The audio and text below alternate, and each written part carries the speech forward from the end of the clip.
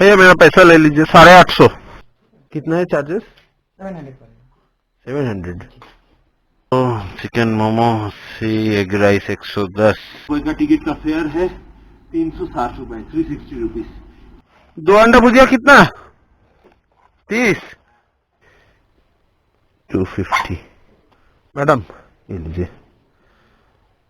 कितना हुआ आपका? डबल अंडे का तड़का कितना है? 90 रुपया।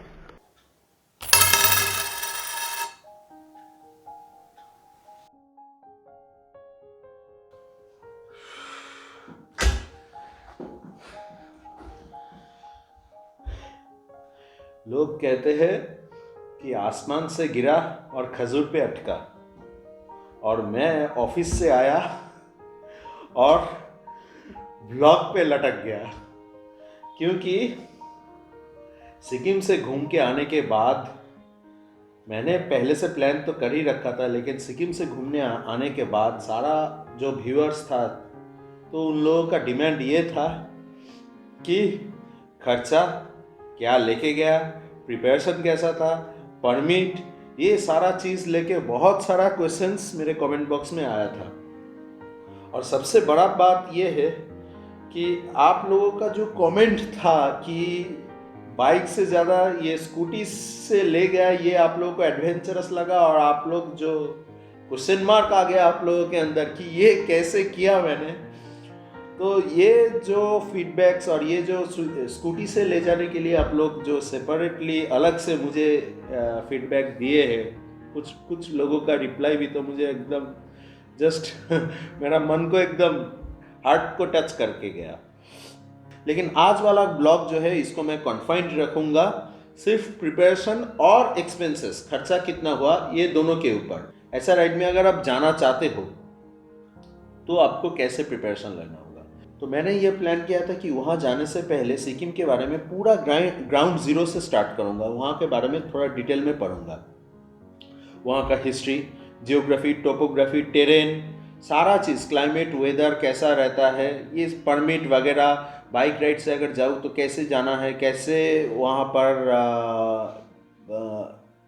ऑल्टीट्यूड सिकनेस रहता है, ये सारा चीज़ से कैसे कोप अप करूँगा, इसके लिए मैं डिटेल में स्टडी करना स्टार्ट कर दिया। अभी क्या था, जब मैं ये प्लान किया था तब लॉकडाउन था, तो लॉकडाउन के टाइम में मैं अपना लैपटॉप में बैठा और रिसर्च करता गया।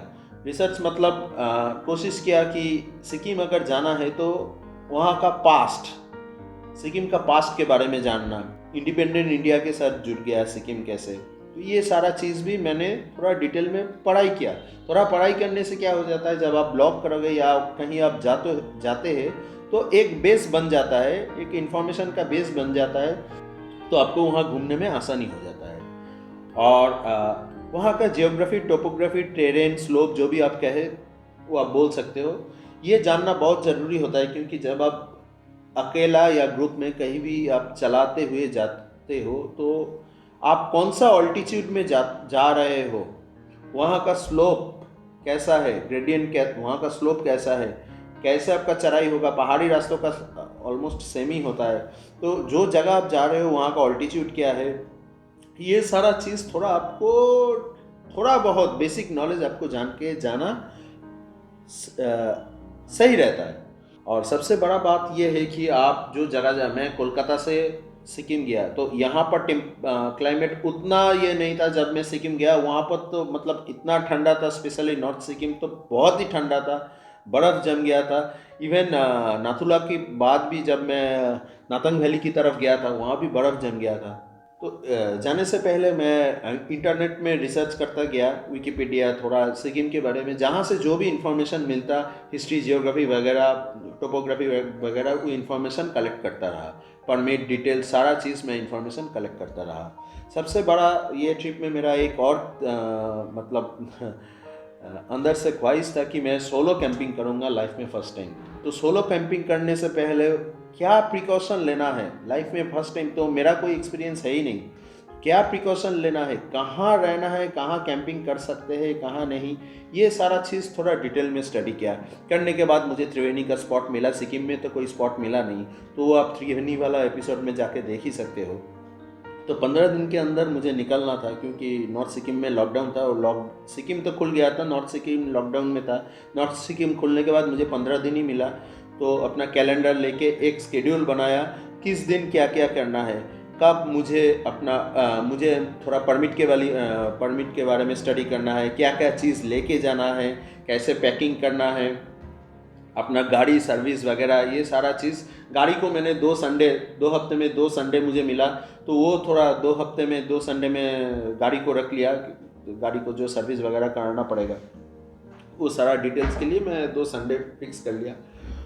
बाकी होटल बुकिंग वगैरह, ट्रैवल कार्ड बनाना है सिक्किम के लिए, सिक्किम गवर्नमेंट का पोर्टल का वेबसाइट में ट्रैवल कार्ड बनाना, ये सारा चीज़ के लिए एक एक दिन मैंने तय कर लिया था अपना कैलेंडर में, ताकि 10-15 दिन के अंदर मैं पूरा रेडी रहूं। और गाड़ी लेके एक दिन टेस्ट राइड पे भी निकला था। अपना लगेज जो है, लगेज को भी बांधा, मैं अपने गाड़ी पे बांध के मैंने थोड़ा टेस्ट कर लिया था। 2 तरीके से बांधा था, कौन सा ज़्यादा फिट रहता है मेरे गाड़ी में, कौन सा ज़्यादा। मैं अपना लगेज 2 तरीके से बांधा था अपने गाड़ी में, तो मुझे ये देखना था। इतना सामान लेके मैं अपना स्कूटी में कभी ट्रैवल किया नहीं हूँ, तो वेट के लिए प्रॉब्लम हो सकता था, इसलिए, और हुआ भी। ये सारा चीज़ मैंने चेक कर लिया। ये मैं फुटेज में डाल देता हूँ, ये आप देख लीजिए मैंने ये कैसे किया था। तो मैंने क्या किया, अपना स्कूटी को ले गया सर्विस कराने के लिए। वहाँ पर accelerator cable, brake cable, brake, ये सारा चीज़ें मैं चेंज कर डाला। और मतलब ये सारा चीज़ चेंज नहीं करने से भी चलता, लेकिन मेरा प्लान ये था कि सारा मैं चीज़ चेंज कर लूँ, चेंज करके जो पुराना वाला स्पेयर पार्ट्स है वो अपने साथ ले जाऊँ, ताकि वहाँ अगर कोई प्रॉब्लम हो, मुझे तो ठीक करना नहीं आता है, तो कोशिश किया 2 संडे में जाके वहाँ इन लोगों के सामने बैठ के, जो मैकेनिक है उनके सामने बैठ के थोड़ा बहुत सीख सकूँ। अगर फिर भी कुछ काम नहीं आता है और रास्ते में ख़राब हो जाता है, तो वहाँ जो अलग कोई ट्रैवलर या राइडर रहेगा तो उससे हेल्प मांग लेता। तो सारा स्पेयर पार्ट्स मैं लेके गया था। तो एक्सीलरेटर केबल, ब्रेक केबल, ये सारा चीज़, ब्रेक, ये सारा चीज़ अब मैंने चेंज कर लिया।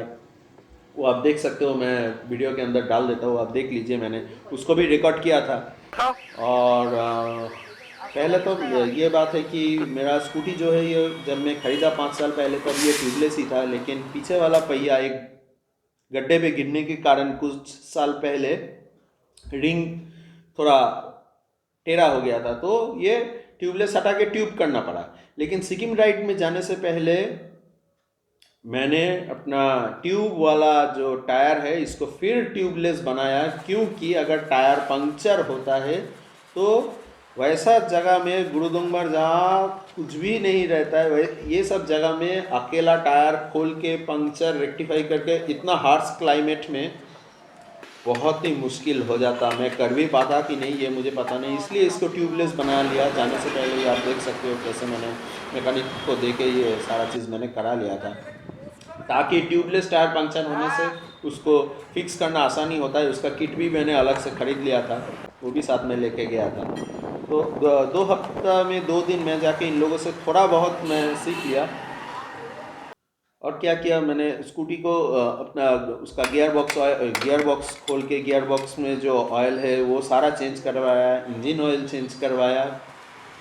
मतलब जो मेरा नॉलेज में है सारा चीज़ मैंने चेंज करवा डाला, ठीक है। और टायर प्रेशर मैंने सही से चेक करवा लिया था। जाने से पहले मेरा स्कूटी रेडी था। सिर्फ मैंने जो कोलकाता टू सिक्किम का स्टिकर बनाया था विस्ता प्रिंट से, उसको चिपका के मैं निकल पड़ा।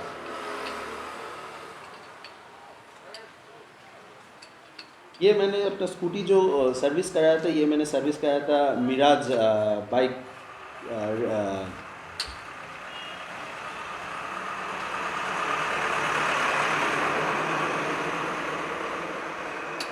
ये मेरा जो स्कूटी है इसको मैं जिन मैकेनिक से मैंने इसको सर्विस कराया था, मिराज बाइक का शॉप है, मिराज बाइक शॉप है जो इसका नाम है। एक्चुअल नेम मैं वीडियो के अंदर डाल देता हूँ। ऑफिस आया है, कुछ दिमाग काम नहीं कर रहा है सच बताऊँ तो, जो भी है। उनका नाम है मिराज।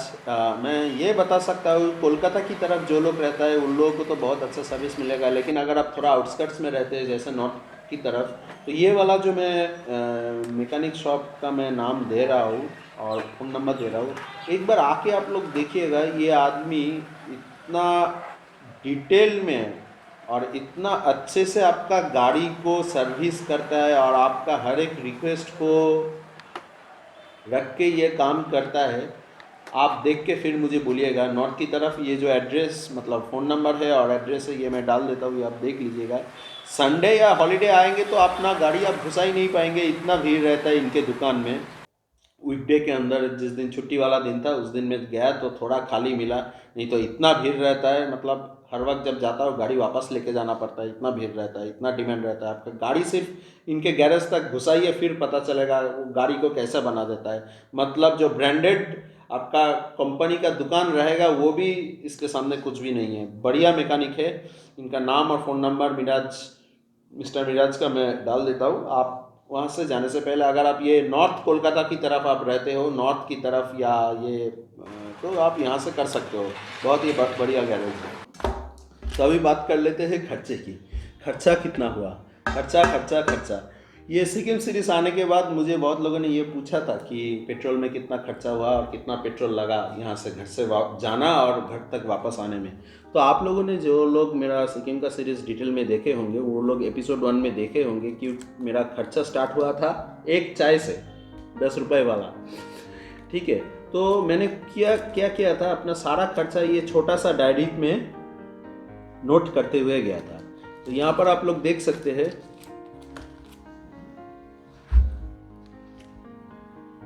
यहाँ पर आप लोग देख सकते हैं कि मैं डेट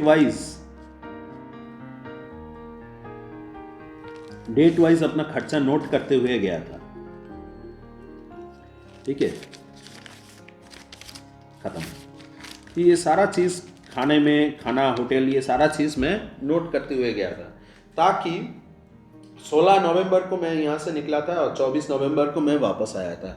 ताकि ये कितना होता है 8 रात 9 दिन 9 days 8 night में मेरा पेट्रोल में, रहने में, खाने में, परमिट वगैरह ये सारा चीज़ में बेसिक्स और भी थोड़ा इधर उधर का रहता है, एंट्री पार्क एंट्री ये सारा चीज़ थोड़ा इधर उधर का रहता है।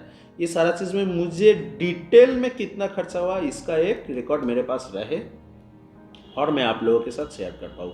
और मैंने ये कोशिश किया था बाय हार्ट कि खर्चा जितना कम हो सके उतना में ही ये ट्रिप करने की, क्योंकि बहुत लोग का ऐसा ड्रीम है घूमने जाने की, लेकिन वो सच बताओ तो एफोर्ड करने के चक्कर में बहुत लोग नहीं कर पाता है।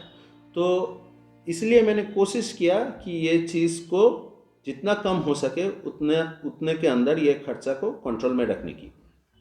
तो ये मैं खर्चे की डिटेल्स में बता देता हूँ। अभी आप लोगों ने पूछा था, कुछ लोगों ने मुझे पूछा था कि खर्चा कितना हुआ।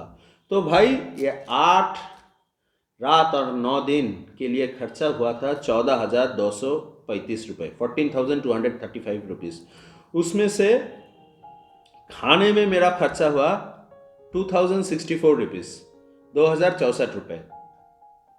पेट्रोल में मेरा खर्चा हुआ 4,168 रुपये। इसमें क्या है ना, मुझे करीब 50 लीटर पेट्रोल लगा घर से जाने और वापस आने तक, वहाँ घूमना। टोटल 2009 किलोमीटर मैंने कवर किया था, 50 लीटर करीब लगा। मेरे स्कूटी में माइलेज करीब 40 के ऊपर ही देता है, लेकिन वो प्लेन लैंड में। जब भी आप चढ़ाई करना स्टार्ट करेंगे तो वहाँ पर कहीं कहीं जगह आपको 60 डिग्री 75 डिग्री में भी आपको एंगल मिलेगा चढ़ाई करने की। तो चढ़ाई में क्या होता है, आपका माइलेज 30 to 40% आपका कम हो जाता है, तो वहाँ पर आपको पेट्रोल ज़्यादा लगेगा। तो ऑन एन एवरेज मुझे 50 लीटर पेट्रोल लगा है 4,000, क्योंकि मैंने डिटेल में लॉक किया था कि किस दिन मैं कितना पेट्रोल में भराया था और कितना अमाउंट। तो मेरे पास 50 लीटर का हिसाब है, 4,168 रुपये के आसपास मेरा खर्चा हुआ पेट्रोल में। तो ये सिक्किम में 8 रात के लिए आप लोगों के लिए प्रॉपर आई थिंक नॉलेज आप लोगों के पास मिल गया कि कितना मुझे पेट्रोल में खर्चा होगा। अगर आपका माइलेज 40 हुआ तो, अगर आप लोग बाइक से जाते हो तो उसका माइलेज के हिसाब से अभी मार्केट का जो पेट्रोल वैल्यू है वो आप लगा सकते हो, कि मेरा वीडियो देख के आप लगा सकते हो कि आपका खर्चा कितना होगा आपका बाइक का माइलेज के हिसाब से। मेरा स्कूटी का माइलेज प्लेन लैंड में 40 है, 40 किलोमीटर है।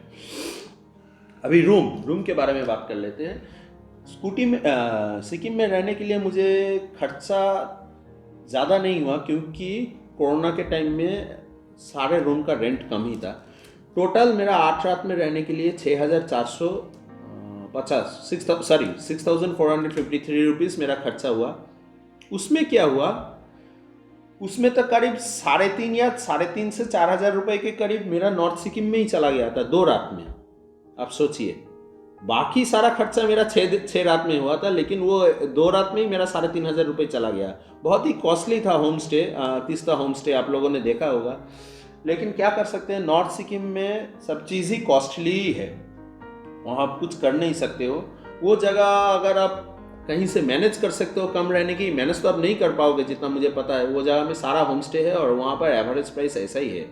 और परमिट के लिए मेरा 800 रुपये ही खर्चा हुआ था। जैसे विवेक जी ने मांगा था कि नाथुला अगर रहता तो 1000 रुपये वो लेता है परमिट के लिए अभी के हिसाब से, और नाथुला का परमिट नहीं मिला तो 800 रुपये खर्चा होता है। 200 रुपये का एक्चुअली बैंक डीडी बनाना पड़ता है स्टेट बैंक से गैंगटॉक में नाथुला के लिए, वो अलग से बनता है। वो बनने से ही आप नाथुला जा सकते हो, लेकिन अभी नाथुला बंद है। मैं नाथुला कैसे गया था ये तो एक अजीबो गरीब कहानी है, वो तो आप नाथुला वाला एपिसोड में जाके ही चेक कीजिए। वो शायद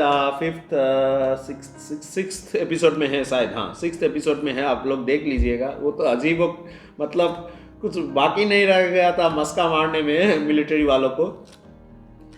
तो सारा चीज़ कर लिया था, करके नाथुला में सक्सेसफुली किया बिना परमिट का ही।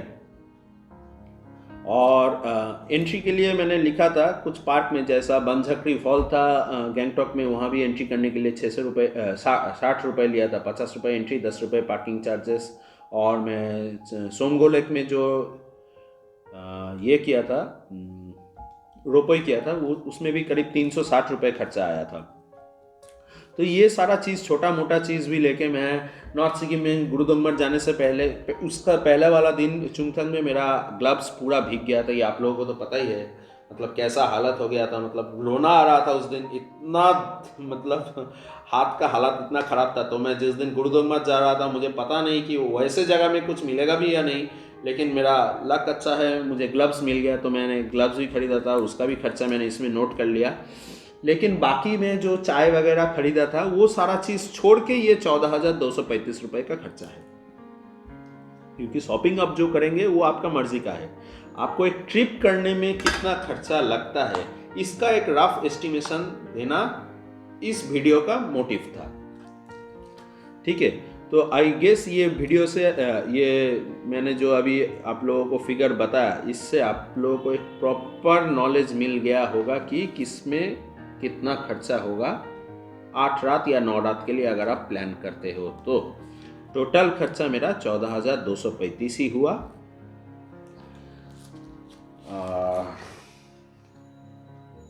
और क्या, तो अभी मुझे इजाज़त दीजिए ऑफिस का ये शर्ट खोल के कुछ खाने की। ठीक है, चलिए अलविदा, मिलते हैं नेक्स्ट ब्लॉग में, जिसमें कोशिश करूँगा बाकी सारा इन्फॉर्मेशन आप लोगों के साथ शेयर करने की। ओके, चलिए।